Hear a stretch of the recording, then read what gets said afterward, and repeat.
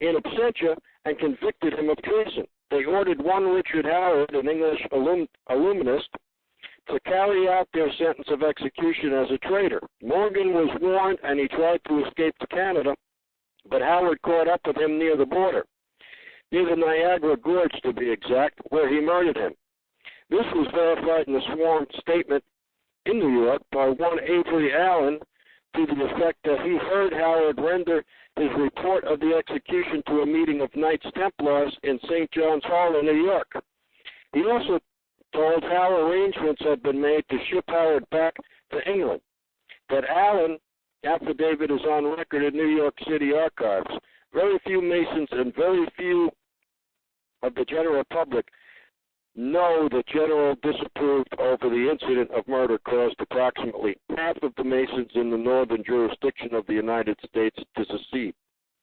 Copies of the minutes of the meeting held to discuss the matter are still in existence in safe hands, and that is that secrecy emphasizes the power of the masterminds of the Illuminati to prevent such terrible events of history from being taught in our schools.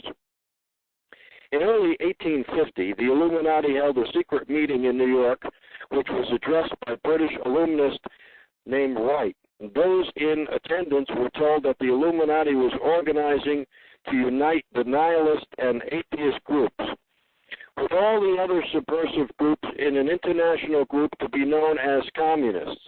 That was when the word communist first came into being, and it was intended to be the supreme weapon and scare word to terrify the whole world and drive the terrorized peoples into the Illuminati one world scheme. This scheme, communism, was to be used to enable the Illuminati to foment future wars and revolutions.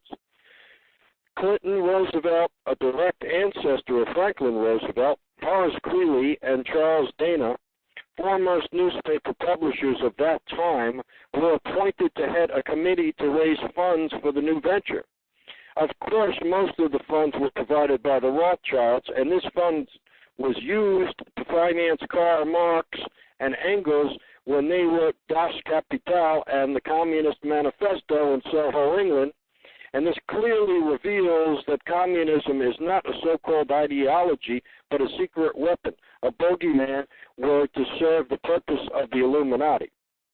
Weishaupt died in 1830, but prior to his death, he prepared a revised version of the age-old conspiracy, the Illuminati, which under various aliases was to organize, finance, and direct and control all international organizations and groups by working their agents into executive positions at the top. In the United States, we have Woodrow Wilson, Franklin Roosevelt, Jack Kennedy, Johnson, Rusk, McNamara, Fulbright, etc. as prime examples. In addition, while Karl Marx was writing the Communist Manifesto under the director of the group of Illuminists, Professor Carl Ritter of Frankfurt University was writing the antithesis under the direction of another group. The idea was that those who direct the overall conspiracy could use the differences in those two so-called ideologies to enable them to divide larger and larger numbers of the human race into opposing camps so that they could be armed and then brainwashed into fighting and destroying each other, and particularly to destroy all political and religious institutions. The work Ritter started was continued after his death and completed by the German so-called philosopher Friedrich Wilhelm Nietzsche, who founded Nietzscheism. This Nietzscheism was later developed into fascism and then into Nazism, and it was used to foment World War I and World War II. In 1834, the Italian revolutionary leader Giuseppe Mazzini was selected by the Illuminati to direct their revolutionary program throughout the world. He served in that capacity until he died in 1872, but some years before he died, Mazzini had enticed an American general named Albert Pike into the Illuminati.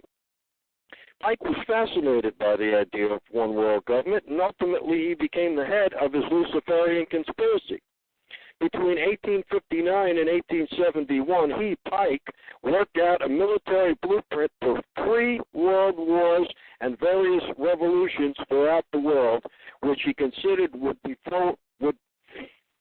forward the conspiracy of this final stage in the 20th century. Again, I remind you that these conspirators were never concerned with immediate success. They also operated on a long-range view. Pike did most of his work in his home in Little Rock, Arkansas.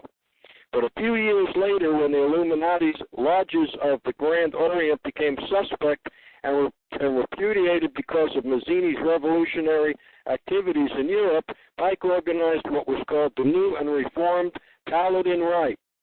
He set up 3 Supreme Councils, one in Charleston, South Carolina, one in Rome, Italy, and the third in Berlin, Germany.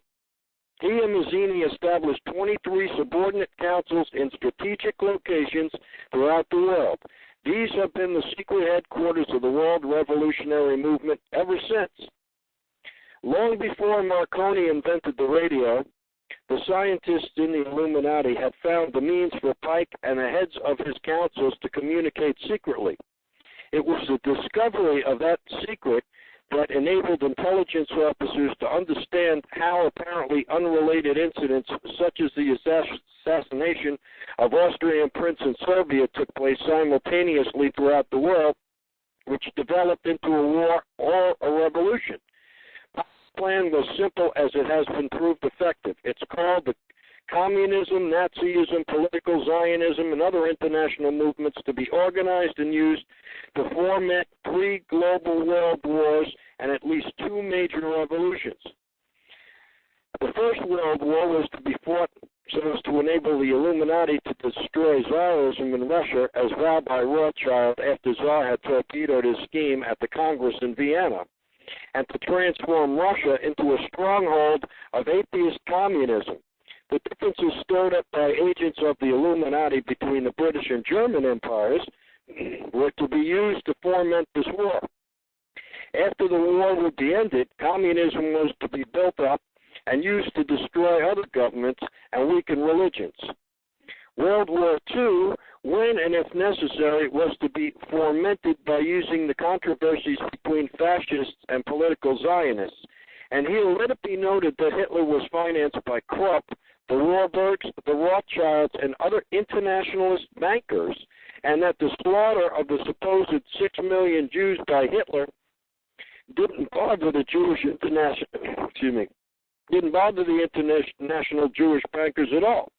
The slaughter was necessary in order to create worldwide hatred of the German people and thus bring about war against them. In short, the Second World War was to be fought to destroy Nazism and increase the power of political Zionism so that the State of Israel could be established in Palestine. During this World War II, international communism was to be built up until it equaled its strength that of the United Christendom. When it reached that point, it was to be contained and kept in check until required for the final social cataclysm. As we know now, Roosevelt, Churchill, and Stalin put that exact policy into effect, and Truman, Eisenhower, Kennedy, Johnson, and later George Bush continued that same exact policy.